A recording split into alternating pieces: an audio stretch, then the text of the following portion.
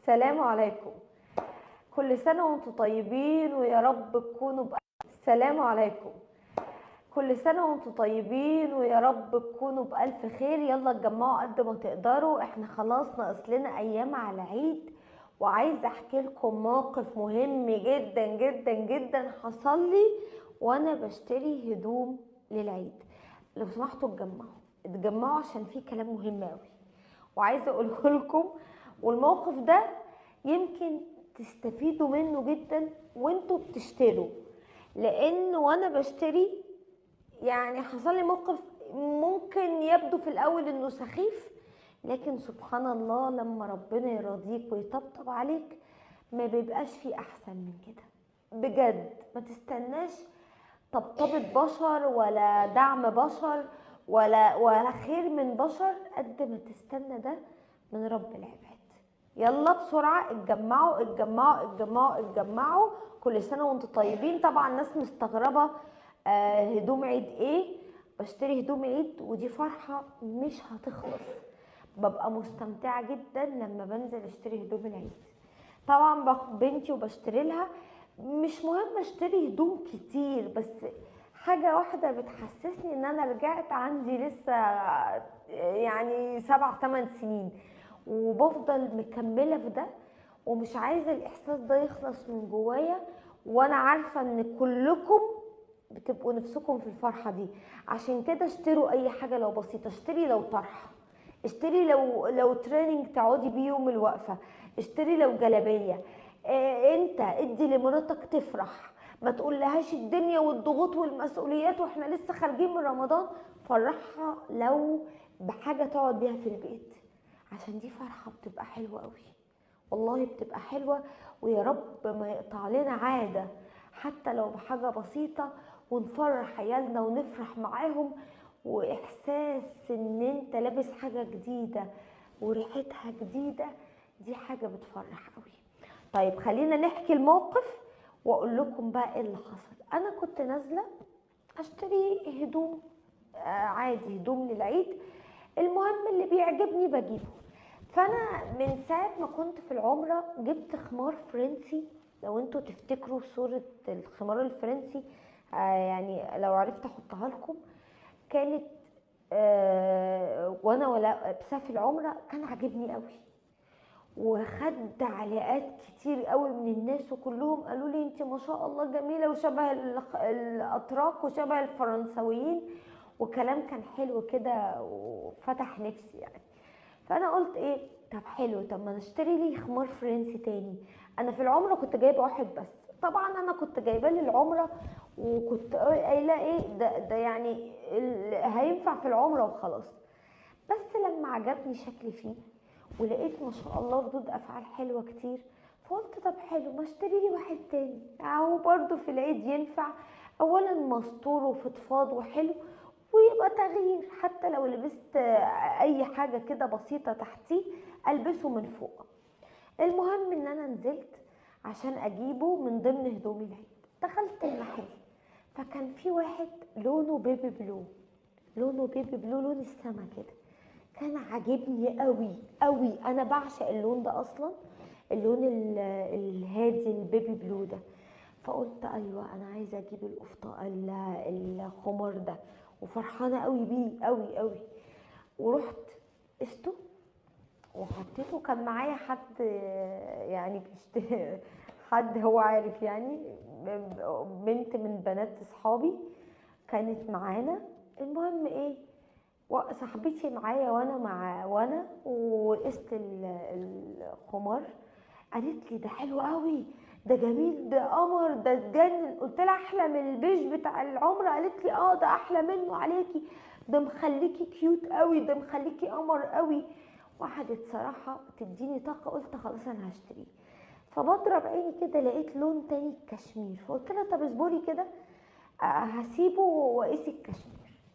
فكان في واحدة هي وبنتها في المحل، هي كانت واقفة بتشوفني وانا بقيس ومركزة قوي معايا، فانا قلت يمكن عارفاني يمكن عرفتني فما ركزتش. هي قاعدة سايبة، هي خلاص كانت بتشتري حاجة سابتها وقاعدة مركزة معايا انا وصاحبتي، وهي عماله تقولي ده جميل قوي عليكي، لا ده ما يتسابش وكل حاجه. فانا قلت لها خلاص انا هسيبه واقيس الكشمير وقولي لي انهي الاحلى. فانا ما سبته، دخلت هي خدت الخمار وقاسته. انا اتكلم؟ لا ما اتكلمتش، سكت عادي. قلت يمكن بتقيسه، عايزه تشوفوا عليها لما شافته عليا حلو، فعايزه تشوفوا يمكن لما لو كده تشتري لها واحد. المهم انا ايه، لقيتها قبسته وهي بتقول لبنتها ايه رايك، فبنتها قالت لها ده حلو قوي عليكي. تمام. فانا برضو سكت ما اتكلمتش. انا قلت هتقلعه بقى وتسيبه. لقيتها بتقول لها اه خلاص انا عاجبني انا هروح اشتريه. فانا بصيت لها كده، قلت للبنت طب هات لها قطعه. راحت البنت ردت قالت لا ما اصل ما فيش غير القطعه دي، ما هي المدام عارفه. يعني هي عارفه ان دي اخر قطعه، والبنت ردت قالت ما فيش غير القطعه دي، اصل المدام عارفه. اتاري هي لما شافته عليا راحت قالت لها انا عايزه قطعه، فالبنت قالت لها ما فيش ده اخر قطعه اللي معايا. فانا لما قلعته بقيس الكشمير، راحت هي خدته لبسته وما ما قلعتوش تاني بقى، لا قالت خلاص هو جميل قوي ده عاجبني وخلاص انا هشتريه. فرحت انا، راحت البنت قالت لها ما اخر قطعه، ما المدام عارفه، انت عارفه ان انا قلت لك انها اخر قطعه. برضو هي ما خدتش بالها من ان ده بيتقال، ولا شافتني اصلا اكني هوا. والله العظيم بجد هي اعتبرتني شفافه واقفه، وانا ايه واقفه متنحه وخلاص. انا عاجبني البيبي بلو عن الكشمير، لما قست الكشمير لا البيبي بلو هادي وحلو، وايه مش عارفه اعمل ايه. طب اقول لها يا مدام لو سمحتي انا اللي قايساه الاول، طب عيب كده ما يصحش، طب المفروض تستاذنيني، طب انت عارفه انه اخر قطعه وهي اللي في ايدي فعيب انك تاخديها. جه كلام كتير قوي في ذهني بس سكت، جالي بالصمت والله العظيم جالي بالصمت وما اتكلمتش. لقيتها راحت خدت القرار. بكام؟ الراجل قال لها ب 350 جنيه. طلعت الفلوس ودفعتهم على طول وخدت بعضها ومشيت. البنت اللي واقفه بتبيع بقت تعمل كده كف على كف وتبص لي وتقول لي انا اسفه قوي، انا عارفه ان انا اللي غلطت، انا المفروض كنت اقول لها ده بتاع المدام. برضو انا سكت وما كانش ليا اي رد فعل مع البنت، مع اني كنت ممكن اقول لها اه على فكره انت غلطانه وانت كنت المفروض تقولي لها ده بتاعها هي وهي اللي قاسته الاول. ما اعرفش انا جالي ذهول وسكت واستغربت ان في ناس بتتعامل بالطريقه دي وهو حلي قوي كده. انا متهيألي ان هو حلي في عينيها قوي عشان في حد تاني عايزه. يعني انا متهيألي لو هو مش متقاس ومحطوط عادي هي ما كانتش اشتريته. هو حلي قوي في عينيها عشان في حد تاني عايزه وحد تاني حد بيقول ان هو حلو قوي عليه. المهم جالي الصمت والسكوت وسكت وخدت بعضي واتسلت. صاحبتي قعدت تقول انت ازاي كده، انت غلبانه قوي، انت كنت المفروض تقلبي الدنيا، انت كنت المفروض تقولي لها انت ست قليله الذوق. برضو انا مشيت، احنا بني ادمين، انا بقول لكم بالحقيقه يعني. فعلا قعدت اقول لنفسي هو انا ليه سكت، هو ده عبط مني، وانا كنت المفروض اقول لها عيب كده يا ماما وده ما يصحش، وانا لو مكانك مش هعمل كده. هو انا ليه كده، هو انا ليه ساذجه كده، وحتى الوم في نفسي. والشيطان بقى يعني ايه بيقعد يغذي بقى الافكار دي جواك ويبدا انت سكتي ليه، ايه الضعف اللي انت، ايه الاستسلام ده، انت المفروض تدافعي عن حقك، ما ينفعش كده. هو موقف عبيط بس برضو لازم يبقى ليكي حق وتبقي صاحبة موقف وتقفي تدافعي. طب ما هي ست ما عندهاش ذوق. والموضوع عمال يعلى النرف جوايا وعماله شايفه نفسي ان انا ايه بقى بجلد في ذاتي جلد الذات، انت ازاي سكتي على حاجه زي دي.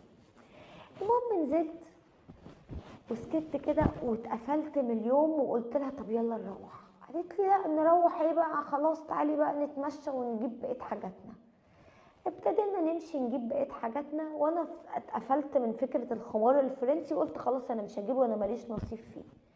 المهم دخلنا محل بنجيب طرح، ويشاء السميع العليم بفضل الله وكرمه عشان العوض لما يجي من ربنا مش من البشر. ولما انت تسيب موقف وتحتسب فيه وجه الله. انا عارفه ان الموقف يبدو تافه، لكن انا بحكيه عشان انا ربنا طبطب عليا قوي قوي. اولا انا قلت لكم سعر الخمار الفرنسي الاولاني ده اللي هي اشتريته دفعت ال 350 جنيه زي الباشا ومشي. انا دخلت فصاحبتي بتقول له انا عايزين طرح معينه وكده، فبندور على الستانات وبنقيس وبنعمل. بضرب عيني لقيت خمار فرنسي، فبقول هو ده خمار فرنسي؟ قال لي اه، بس ده يا فندم حاجه اتحدثت في الخمار الفرنسي. قلت له يعني ايه؟ قال لي يعني اللي كان نازل كان بيضايق من هنا وبيعملوه بربطه من ورا، ده ما فيهوش الاوبشن ده هتلبسيه على طول. فقلت له طب وريهوني، فورهوني. فربنا يكرمني بقى والاقي لون اجمل كمان من البيبي لو اللي هو كان وهمني وكان ساعتها عاجبني جدا جدا.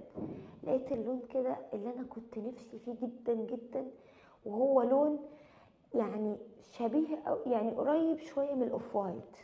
وانا اصلا من بدايه التدوير انا كنت عايزه اللون ده، ما كنتش عايزه البيبي بلو. انا لما ما لقيتوش قلت خلاص انا هجيب البيبي بلو اللي هو اللون الاوف وايت مش الابيض، الاوف وايت.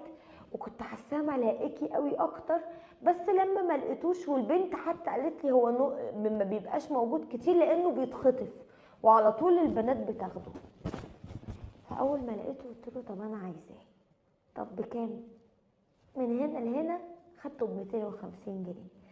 طيب موقف بسيط، لكن طلعت فرحانه قوي وقعدت اقول لصاحبتي شفتي بقى، شفتي لما سكتنا وما اتنرفزتش، شفتي بقى ان انا كنت ممكن اقلب الدنيا واخد الخمار، بس ربنا كان شايل لي نصيبي وربنا كان شايل لي الاحسن واوفر كمان 100 جنيه. صاحبتي ساعتها قالت لي كلمه هي دي اللي خلتني اطلع احكي لكم الموقف. قالت لي والله العظيم والله العظيم انا اتعلمت من الموقف ده اني اكون يعني اكون قازمه لغيظي. فقلت لها يا الموقف ده هو اللي علمك ازاي تكوني بتمتصي غضبك كده وتسكتي؟ قالت لي والله العظيم الموقف ده اللي علمني، لان انا كنت شايفاكي لحد ما دخلنا المحل ده ان انت غلبانه قوي. وقلت بقى هي دي اللي بتطلع وتقعد تحكي للناس وتحل له مشكلهم. طب تعالوا شوفوها، ده في ابسط موقف ما عرفتش تاخد حقها. قالت لي والله واكن ربنا حب يرد عليا بنفس بساطه الموقف فيرضيكي في ساعتها، واشوف الفرحه في عينيكي واشوف الحاجه اللي انت هتتجنني عليها قوي تلاقيها بمنتهى السهوله وارخص، عشان ربنا يقول لي شفتي انت اللي غلط. يعني الموضوع بسيط، يمكن هي ربنا الهمني بالصمت. وعلى فكره والله العظيم انا ما سكتش عشان ضعف، انا فعلا وقفت ساكته، انا مش فاهمه ايه اللي حصل. انا حسيت كده ان انا ساكته، في حاجه نزلت عليا، في صمت نزل عليا، في سكوت نزل عليا خلاني مش فاهمه هو ايه اللي حصل. يعني انا برضو سكت ليه مش فاهمه. يعني مش هقول لكم عشان انا محترمه وانا ده ادب والله ما اعرف. هو ربنا لجم لساني خلاني ما بتكلمش، واقفه ما بتكلمش، شايفه الست وهي بتلبسه وبتاخده وبتحاسب عليه وبتنزل وانا اكني مش موجوده وانا ساكته. بس لما ربنا رضاني وهي قالت لي ان الموقف البسيط ده قد ايه عرفني ان ما ينفعش نتعامل مع بعض كبشر ونصغر مخنا وننزل لمستويات دنيئه ننسى ان ربنا مطلع وموجود. الموقف ده بقى اللي عجبني فيه قوي ان هو ممكن يكون بسيط بس كان فيه رد في ساعتها. في ناس كتير بتتظلم بس رد ربنا او العوض بيتأخر شوية فبيحبطوا. ممكن ما تحبطوش، ممكن الموقف البسيط اللي انا حكيته ده يخليكم زي صاحبتي اللي فهمت ان اللي بيمسكوا نفسهم وبيقزموا غيظهم دول مش ضعفة، دول ربنا اللي بيرد وبيجيب لهم حقهم. ممكن ما تقعدوش تشحنوا نفسكم وتجلدوا ذاتكم في حاجة وتقولوا انا اللي ضيعتها من ايدي، هي اصلا ما كانتش نصيبك او ما كانتش نصيبك. ممكن لو خطيبك واحد كنت مخطوبه له وسابك وانت شايفه ان انت اللي كنت غلط، او انت شايفه ان انت كنت بتعامليه بشكل غير لائق، هو كمان بيعمل مواقف مش حلوه، ما تقعديش تقولي انا السبب انا السبب انا السبب انا اللي وحشه انا اللي كنت بقى انا اللي طفشته. لا، طالما انت ما كنتش مقصره ممكن ما تجلديش ذاتك وتبقي عارفه هو اصلا ما كانش نصيبك، هو ما كانش هيبقى احسن حاجه، شغلانه راحت منك او منك وما توفقتوش رغم ان انتوا اجتهدتوا قوي، ممكن تعرفوا ان ده كان الخير صدقوني. شوفوا موقف الخمار الفرنسي البسيط ده خلاني انا اراجع حاجات كتير قوي، كنت بقعد اقول ايه ده بقى، هو ايه اللي حصل، هو انا ليه مش واخده الفرصه كامله، هو انا ليه بيضحك عليا، هو انا ليه فلان ظالمني، هو انا ليه بيحصل فيا كده. لا لا، ده ما حدش ظالمني، وحتى لو هم عايزين يظلموني وارد، هم بشر، شويه بشر ملهمش اي لازمه، نفسهم ضعيفه وعندهم شيطان بيحرضهم وعندهم اولويات وعندهم حب نفس وعندهم مصالح الشخصيه، هم شويه بشر. لكن في ربنا اللي فوق البشر، في ربنا اللي بيحسم الامر في الوقت المناسب، واللي بيجيب لك حقك في الوقت المناسب، واللي بيطيب خاطرك في الوقت المناسب، واللي بيجبرك جبر يليق بكرمه وبإحسانه وبجلاله وبعظمته.